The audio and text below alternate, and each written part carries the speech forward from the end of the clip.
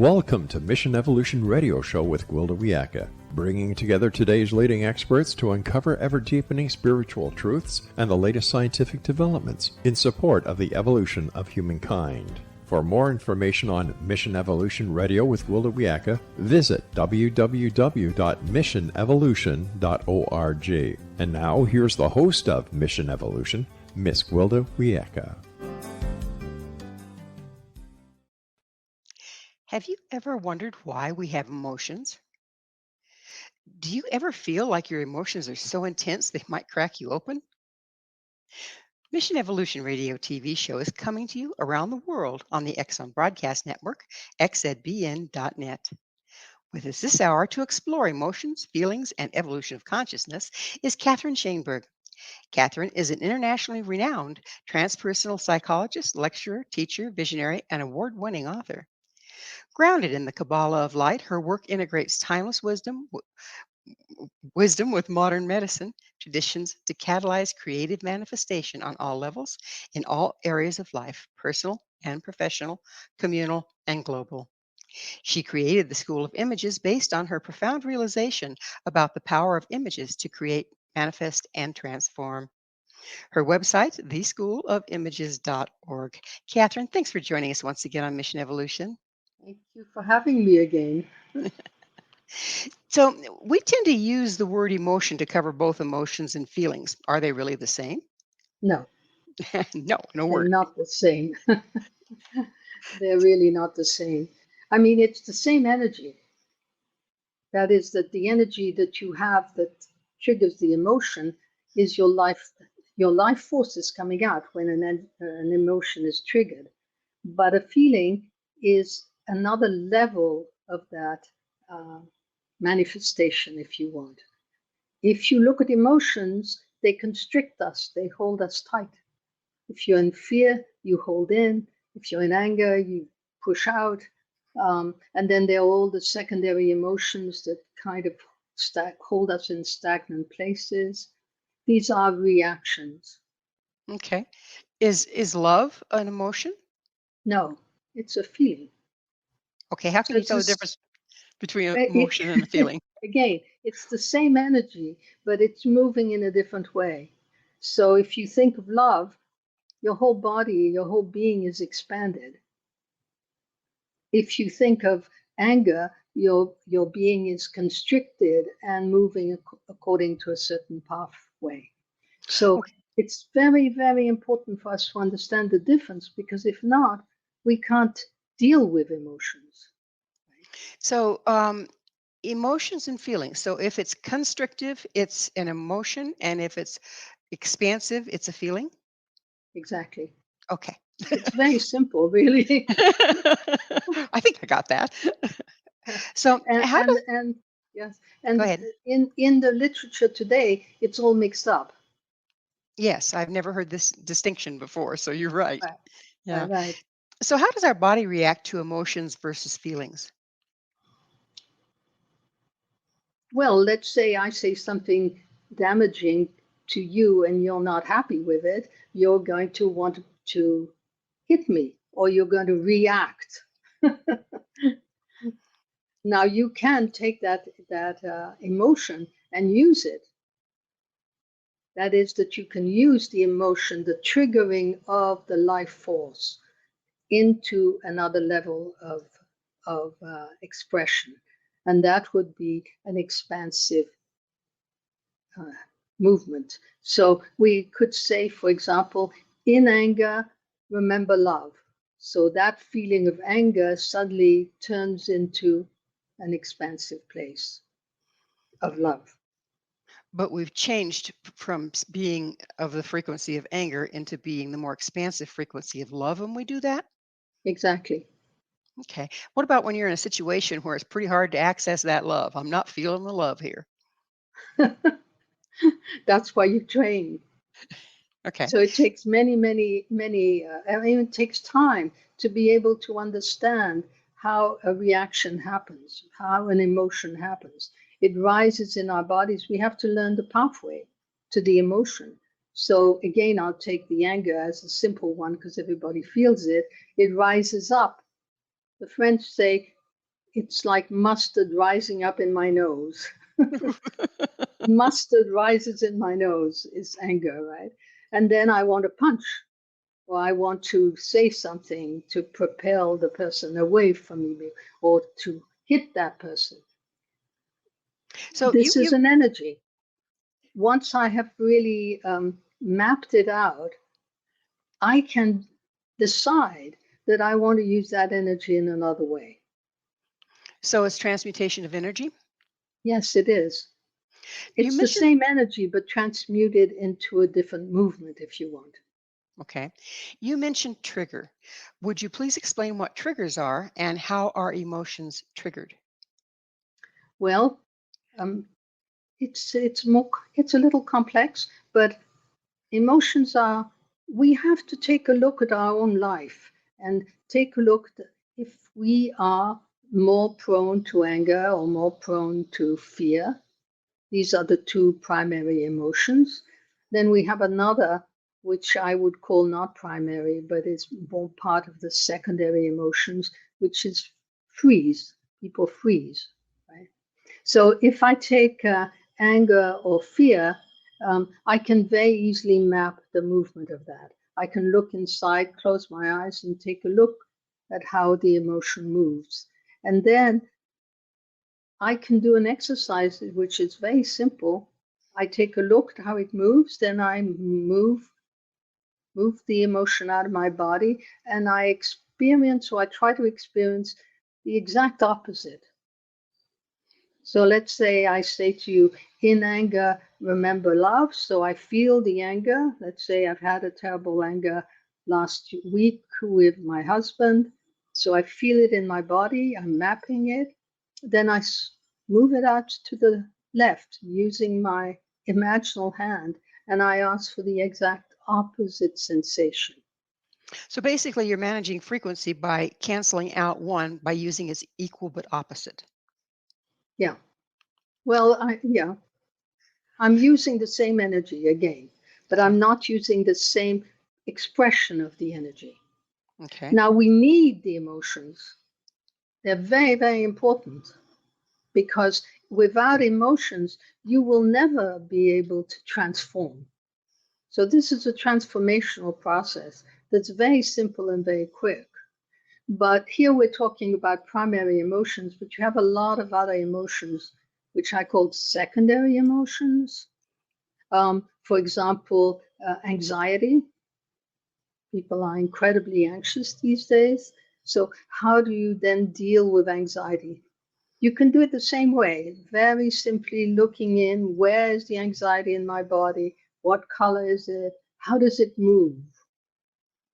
So, in general, an anxiety is like a tiger in a cage, moves all over the place, but in a constricted area.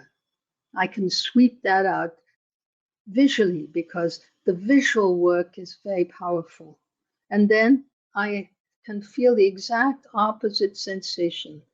If you think about it, what would it be for you? If you would look inside, what would it be for you? The Well, opposite of anxiety. the opera would be peace. Okay, so when you say peace, where is it in your body? What color is it? And you've called it peace now. The moment you do that, your inside will move in that direction. Okay. So the using imagery to manifest and to control the energies that move through your body so they express in a way that's creative rather than destructive. Exactly. Okay. Now you can choose. You can definitely. It's all creative. Whenever you have a feeling, it's you're feeling it in your whole body. It's expanding in all directions. In the ancient times, it was called virtue. We don't like the word virtue today, but it was called virtue, right? So you say each of us is like a pebble in the pond, sending out ripples to spread outward, creating havoc or harmony. Would you explain that statement? Well, read it again. I can't remember what I say. Each, I feel your pain. Each of us is the pebble in the pond, sending out ripples to spread outward, creating havoc or harmony. That's true. We walk around being either angry people or peaceful people, or anxious people or peaceful people, right? We are manifesting through our energy something towards the outside. People feel it immediately. They can So, actually see it if they are, if they look on the inside, they will see, oh, I'm looking at my friend and she's got a lot of red around her. so some people that can see colors around a person can tell. Yeah. But most people can tell anyway. You know when somebody's angry, you know when somebody's frightened. Wilda? Oh, they're in, if you will. What's the mechanism that drives this? In other words, people are It's feeling my emotion in a room. How is it getting to them? it's an energetic pattern. We are energetic beings. We forget that. We think that we're only physical beings and that people are not going to feel. But they are. We are an energetic being first and foremost. So the energy of the emotion is going to expand, be felt on the outside. Right? Got it. Well, Catherine, Right. it's time for a short break. Right. Catherine and I will return very shortly, so don't you go away. This is Mission Evolution, www.missionevolution.org. What really happened when Adam and Eve ate the apple? With us this hour discussing feelings and emotions, Catherine Shainberg. Her website, theschoolofimages.org. So that's the question this segment, Catherine. Please explain how Eve ignited the movement that is life. It's a big question, but think of it this way: it's a perfect world. Everything moves in a perfect way. There's no challenge. And the rabbis say that Eve didn't wait for the fruit to fall into her hands. She was impatient. So she wanted to take, or she had a desire for the apple or the fruit, whatever the fruit was. And she had the desire to take it and to experience the power of taking it. Now, the moment you do that, you set off a whole series of events. And that's what happened with Eve. Before that, there was no free will. So she's presented with a an impossibility. You are not allowed to touch that fruit. That sets off the impulse, the desire to have what I cannot have. And this is not a bad thing. That's where I say that emotions are so necessary. So her emotion, her desire to get the fruit, to be connected to the fruit, and to rebel against a being forbidden to do this, sets off the motion of movement and life movement, in which we are creators of our own life. We choose how we're going to react and then how we're going to respond eventually. So, is the act of rebelling against the status quo, it rocks boats for sure, but it's creative? Is that what you're telling me? It is creative. Now it can be very violent, but it is creative. If you tell me you cannot do this and you cannot do that and you cannot do that, so I'm going to be a good girl and I won't do it. But if at some point you say to me, and you cannot do that, and I have a particular desire deep inside of me to do that, and I have a choice at that moment. So all this is based on what we call the life plan, which starts with our natural instincts. So there are a certain number of instincts that we have when we're born. We breathe, we move. The baby moves right away. The baby breathes right away, moves right away, wants food right away, wants comfort and pleasure, right? Right away. Uh, Wants to sleep after all of that. So all these are natural rhythms that we have in our lives. If they're stopped in one way or another, we're going to react. Let's say I take you, you're eating a good meal, and I take your plate away and say you're not allowed to have it. What do you feel? Frustration, probably. Yeah, because you're polite. Most people feel angry. Well, I could dump the plate over your head, but you get the You idea. could, Yeah.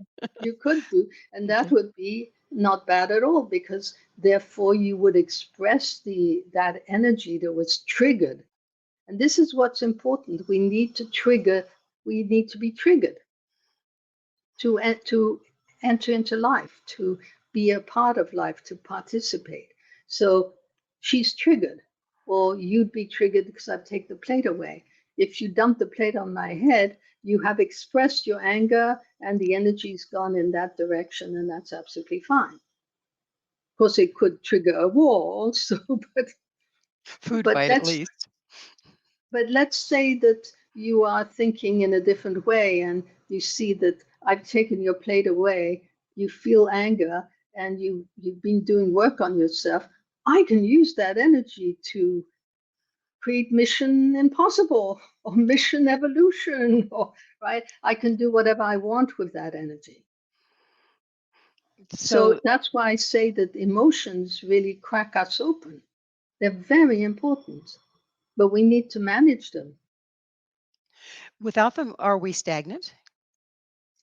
I believe so. Yeah.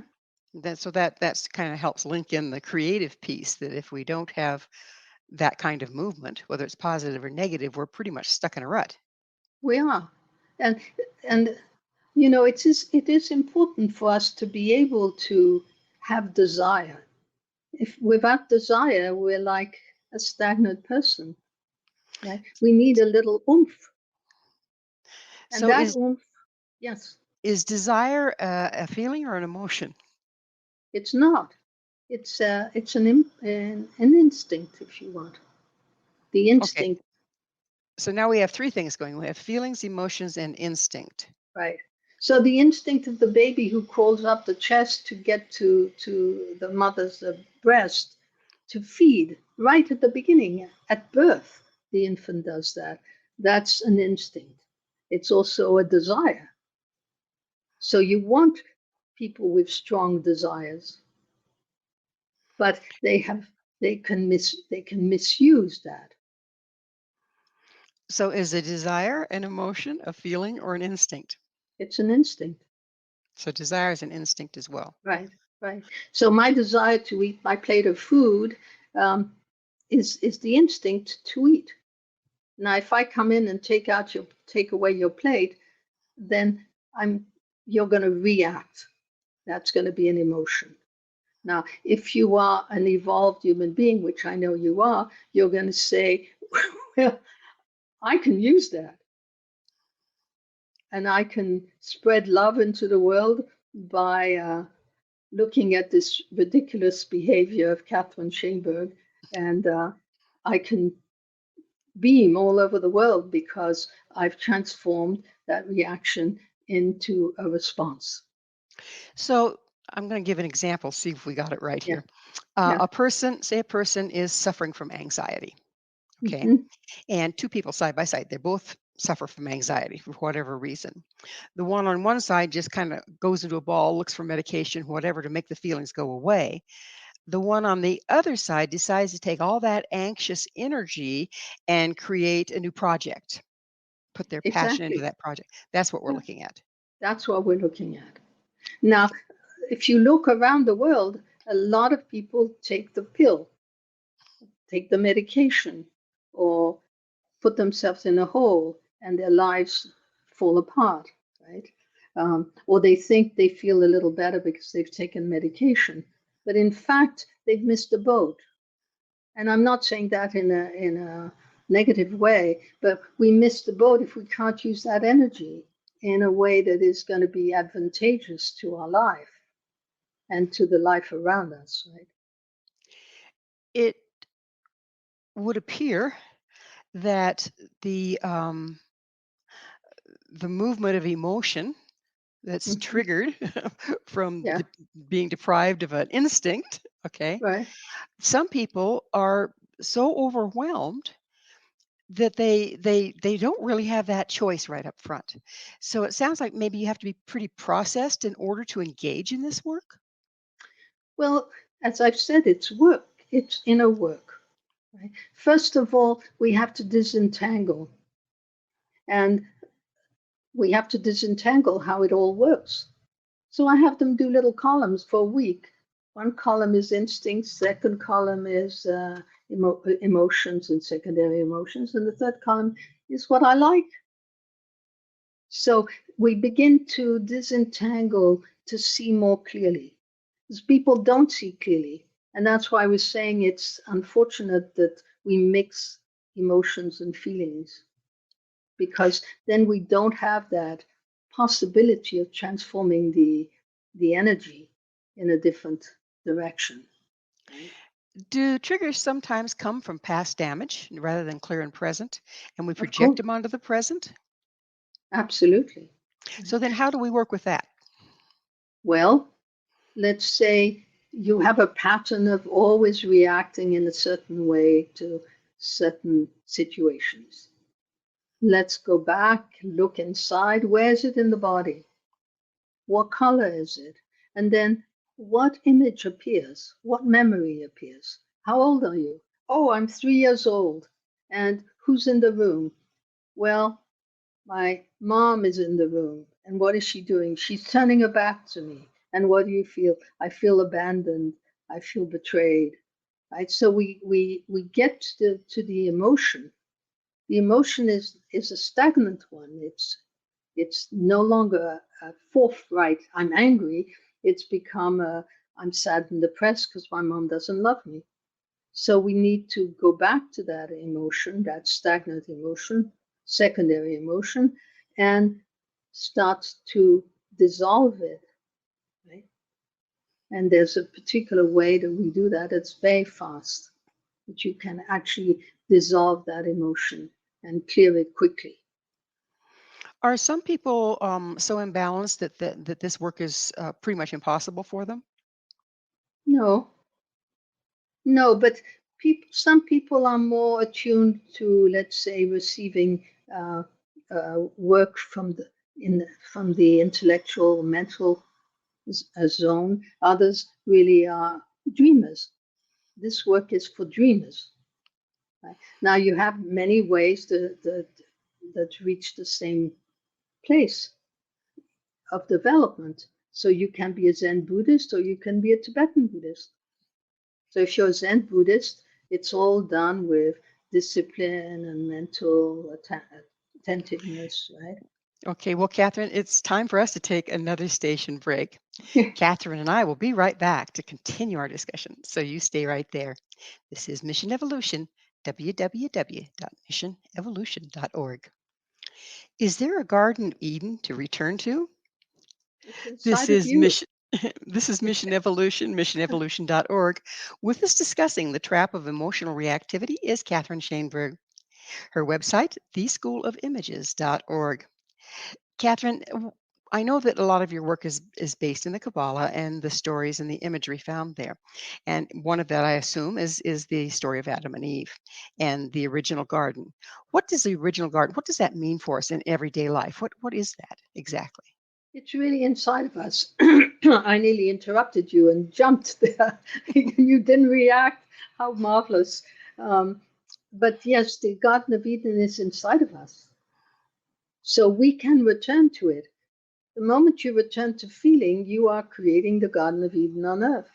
You are expressing or expanding your energy out, your energy field out with goodness, kindness, peace, serenity, creativity. All of this comes within the Garden of Eden. Right? So the work is really to return to the garden, having discovered this for yourself, not being put into a garden and thinking this is it and I'll just enjoy it and nothing is going to happen.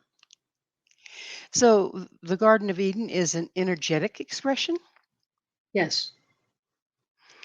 You said that when we're talking about triggers, when you get triggered, you have to go inward and figure out what's causing the trigger and how can I transmute it. Does that work have to absolutely be going along with the going in and finding peace? I mean, can we go? Do we need that work in order to go in and find peace? You absolutely need that work. At the beginning of the work is always, think of it as an ocean. And on the top of the ocean, there's a lot of garbage. We need to clear the ocean of the garbage so that we can look deeper. And deeper is your soul and its structure and its beauty and its feelings. Right? The soul is full of radiance and beauty. So to be able to do that, we need to do the work.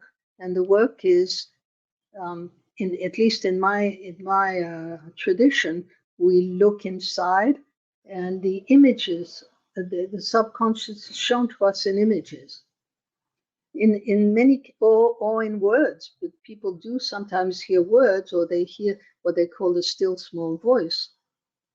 We all have that, which is a very strange and interesting phenomenon, that I can look inside and ask a question and pop, and an answer comes. Or I can hear it. It's talking to me. Right? So we have this incredible ability to turn in, to look, to receive an answer. It's a dialogue. We actually live in a world of duality. So we have the outer person and we have the inner person. We can very easily turn in and find out what the inner person has to say to us. We could say that that's our soul part, or our inner child that is talking to us and telling us, this is going to be good for you. Is there a correlation between um, identifying with your emotions and the inability to look inward? That's a possibility, that people are so involved with their emotions, they so hold on to them, they're so angry at the mother, the father, or whoever. They want to stay victims of their lives. This is a work towards freedom. This is a work towards becoming the master of your own self. You cannot do that if you're still feeling a victim of your past. You're not a victim of your past. You can learn not to be the victim of your past. So that's the work, the process that we go through before you start to transform. Every time you look and you do the work, you're looking at images or that show you where it is blocked. And so the images, it's very easy to respond to the images. If I see you know, an ugly scene, a dirty table, I'm going to clean it in the outside world. It's the same in the inner world. People don't understand that. They have dreams. Dream is part of your subconscious talking to you, your inner child talking to you. And the dream is there to talk to you, to dialogue with you. So you look at the dream, and the dream is showing you an unpleasant situation. Your work is to respond, to go back into the dream and respond to the necessity of the dream. If it's a dirty table, I clean it. And as I clean it, something changes inside of me. And my, let's say, my landscape changes. What is so powerful about this work is it's so fast. And also, once you've seen the image, it's there. Once I've seen a dead tree resurrect and become a blooming tree full of a great canopy of green leaves and flowers and so forth, it's there. So I can go back to it. So you mentioned living in a state of containment. What is living in a state of containment? Where do I mention living in a state of containment? In one of your lectures. Okay. What do you consider containment? Well, I'm not sure what the background of this is, but if I were to just extrapolate, um, I don't react. So then I'm contained in that sense, right? If if you say something to me and I don't like it, I'm reacting. Now, if I can change it immediately, I'm not reacting anymore. I'm therefore I contain my core. My core is strong and solid, and it's happened it has happened to me that in a big workshop, I have somebody who says to me, "This is ridiculous." If I react, we've lost the whole workshop, right? Right. But I generally find that quite amusing and entertaining and also worth engaging with. So this is what I mean by being contained, is that I'm holding myself and I'm not reacting. I'm responding to the world. So then does that containment give you that opportunity to go inward and say, where's this coming from? They have a right to feel what they feel. Why is it affecting me? Where does that come from? Or Is that maybe is it's not affecting me. If right. I'm contained, it's not going to affect me. If Okay, I'm so not contain contained, it will affect me. so containment means being processed enough that people can say whatever and you're not gonna take it personal. Yeah. Okay. Okay. I may take it personally, but I may immediately transform it. So it's not going to disturb me. I'm contained in the sense in which I am the master of myself and my energies. This is the aim, ultimately, to be a peaceful human, to Is be, it useful to take those emotions and, like you were saying, track them back to where they were so that then in the future, it isn't a trigger for you? oh, yeah, this is what we call the life plan. It sounds grandiose, but it's really all spiritual traditions talk about this in one way or another. How do I get from being an angry, reactive, fearful person to being somebody who is contained, who is not caught by whatever the other person is going to say or would. Somebody could say to me, "You're not talking nicely." And I could say, "Well, let me look. I'm still contained. I'm going to look inside and see if I agree with you." So, but I'm not hooked like a hook. That person hasn't hooked my energy. Most of us get hooked, whether it's by another person or by ads or by, the advertisements that say you got to get a big house, you got to get a lot of money, you got to get this or that, right? And you think you do. You're being hooked by the outside instead of really looking inside and knowing what the truth is. So, Well, for so example, you could say to somebody, "Oh, don't you want to win $10 million? Here, write a check and visualize it." And but I have to look inside and see if the dreaming wants me to have a check for $10 million, what do you because mean only the inside knows the truth. what do you mean the dreaming? What I mean by the dreaming is that if I look inside, either it's in images or in language or in body movement, the body tells me the truth. So if I look inside, when you say to me, "Do you want $10 million?" and the inside shows me a tent, well, clearly I'm not meant to have $10 million, and it's not part of uh, my inner destiny, I should say, my dream destiny, because my perfect alignment is what we call um, a great dream. So if you think of the Bible, you have a hero called Joseph who has a great dream. And then he goes through all sorts of very difficult processes in his life until he accomplishes the great dream. So that's what we need to do. We need to look inside at our great dream, and then we need to work towards accomplishing it. Not Well, everybody has a great dream, but we can trigger the awareness of it. well, it's time for that station break, but I would really like to talk more about the great dream on the other side of our break here. But please stay with us. Catherine and I will continue to explore the power of transmuting emotion This is Mission Evolution, www.missionevolution.org. What is the great dream? Where does it come from? This is Mission Evolution, missionevolution.org. We're continuing our discussion with Catherine Shainberg.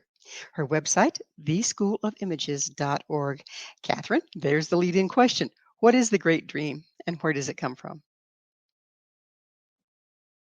You have many children who, right away, when they're tiny, they already know what they want to see, want to do.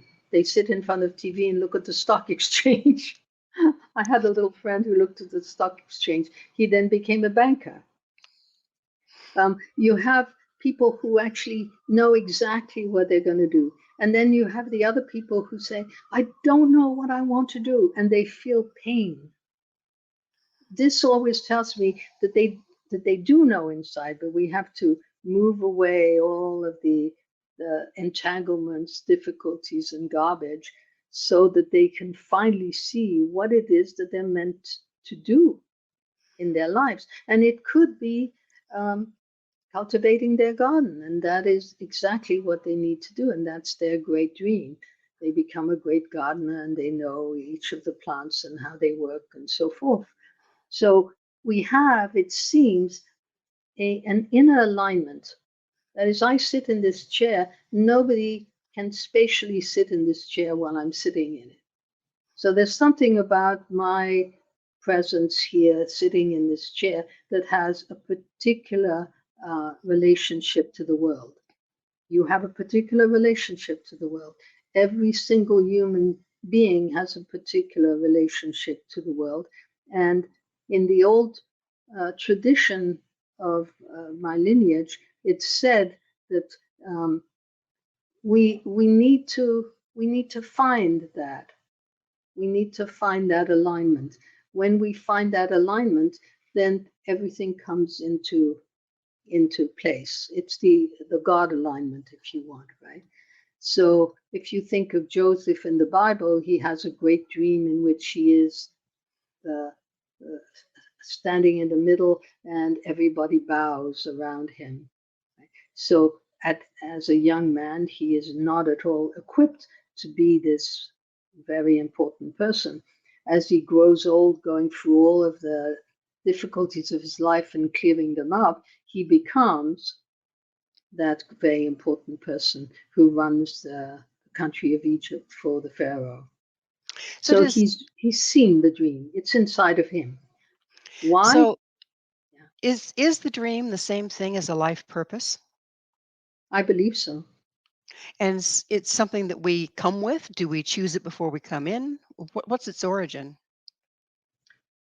I think we are born wanting to be aligned. Now, this is mysterious and difficult to express, but there's an alignment or an order in the world, and each one of us has a particular order to fulfill, so that the world is in peace and harmony and functions well.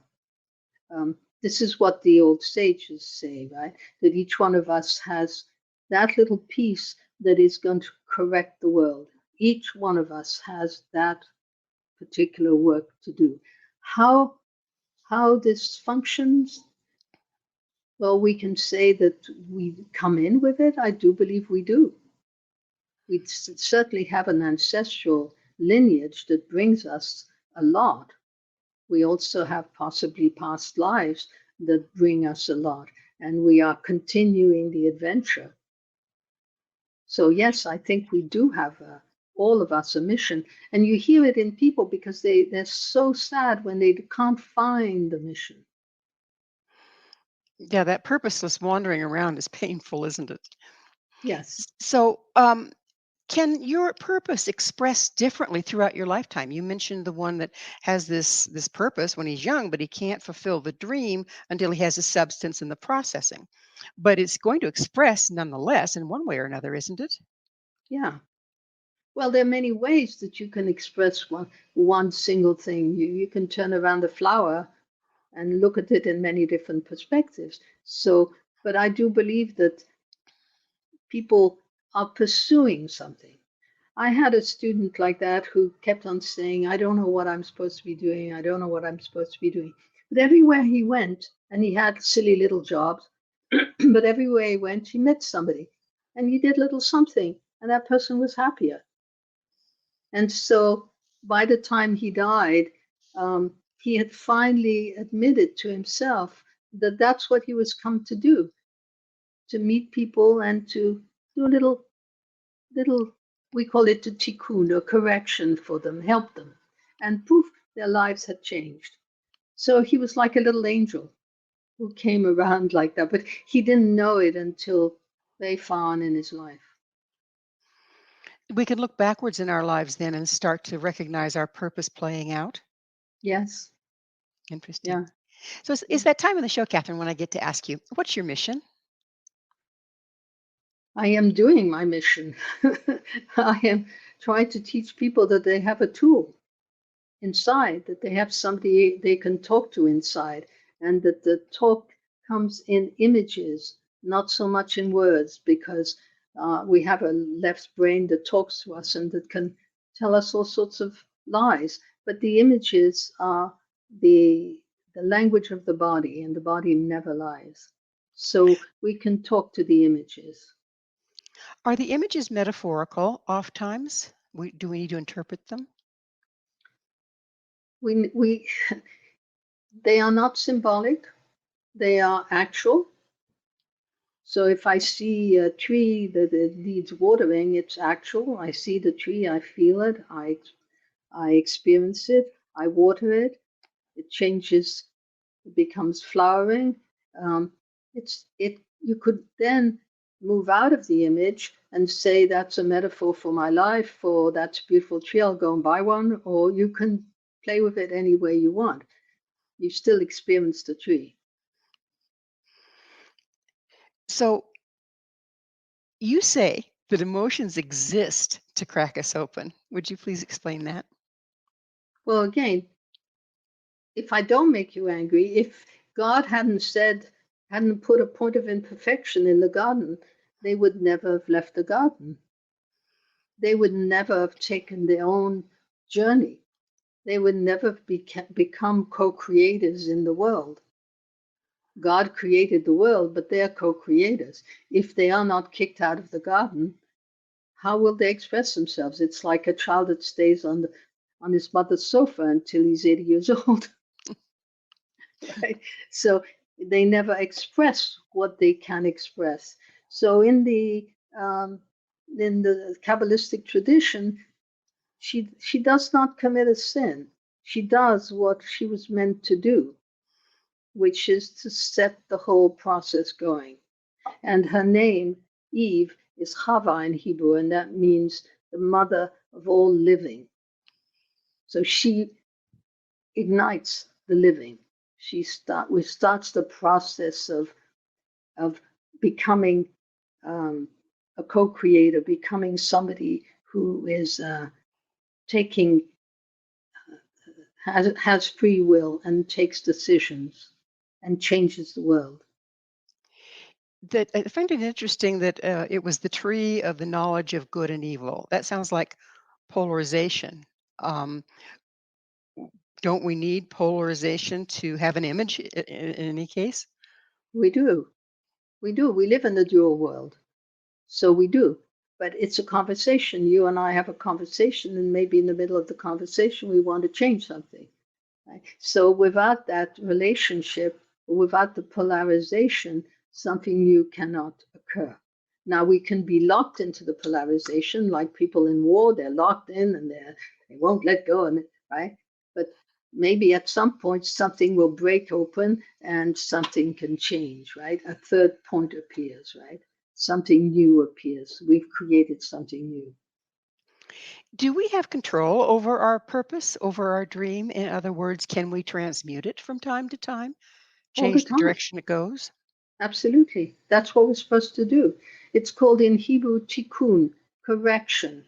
That is, I look at the dream and there's a fire that's burning down the house, and I find a hose and I go back into the dream and put out the fire and see what happens. The moment I do that, I might encounter this very angry person who's put the fire in the house and have a conversation and see what I could do, see how we can resolve this. So it's an incredible tool of transformation. Is there any, we're out of time altogether, but is Yeah, there yeah. any particular agenda that we do it one way or the other, or is that part of our freedom? We can No, live that's our part of purpose your in, freedom. okay, so we It's can live. completely part of your, yeah. You see the necessity and you respond to it the way you want.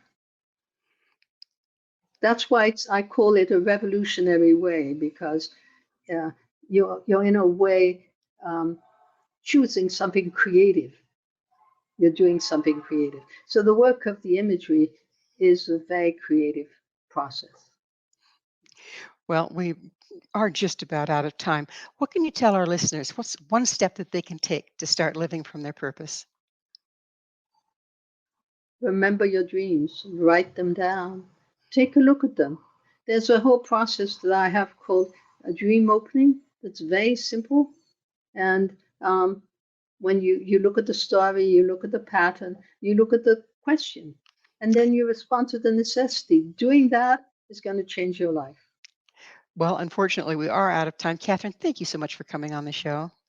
Thank you for the opportunity. Our guest this hour has been Catherine Shainberg, an internationally renowned transpersonal psychologist, lecturer, teacher, visionary, and award winning author.